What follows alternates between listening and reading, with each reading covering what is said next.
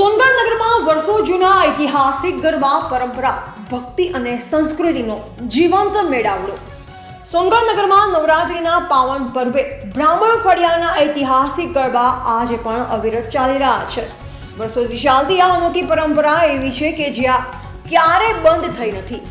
ગ્રામ લોકો માટે આ ગરબા માત્ર ભક્તિનો કાર્યક્રમ નથી, પરંતુ સંસ્કૃતિ, એકતા અને ઓળખનું પ્રતીક છે. ઐતિહાસિક ગરબાની પરંપરા વર્ષોથી વનરાજભાઈ વ્યાસના પરિવાર દ્વારા સંભાળી રાખવામાં આવી છે. પેઢી દર પેઢી આ પરંપરા આજે સુધી શ્રદ્ધા અને સમર્પણ સાથે આગળ ધપાવવામાં આવી રહી છે. વર્ષ 2025ના નોરતા પર્વે આ ગરબાનું આયોજન વિશાલભાઈ દવે, ગોવિંદાભાઈ દવે, સાગરભાઈ વ્યાસ, બાઉલભાઈ વ્યાસ, શ્યામભાઈ, હિમાંશુભાઈ દવે તેમજ મંડળના યુવાનો અને મહિલા મંડળના સહકારથી કરવામાં આવ્યું. સમગ્ર આયોજનમાં ભક્તિભાવ, પ્રેમભાવ અને સમાજને જોડવાનો સુંદર સમન્વય જોવા મળ્યો. ખાસ કરી માતાજીના છઠ્ઠા નોરતાના પ્રસંગે ભરવાડ સમાજના બાળકો પરંપરાગત પોશાક ધારણ કરી માતાજીના ગરબા ગાતા જોવા મળ્યા હતા.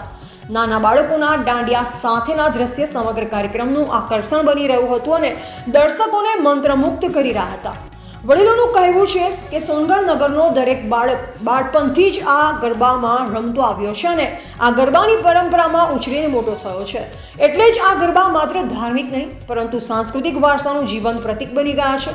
રાત્રિ સમયે બ્રાહ્મણ ફળિયું માતાજીના જયઘોષ, દેશી ઢોલના તાલ અને ગરબાના મીઠા સ્વરોથી ગુંજી ઉઠ્યું. દરેક ભક્તમાં ભક્તિભાવ સાથે સંસ્કૃતિ પ્રત્યેનું ગૌરવ પણ ઝળહળતું જોવા મળ્યું.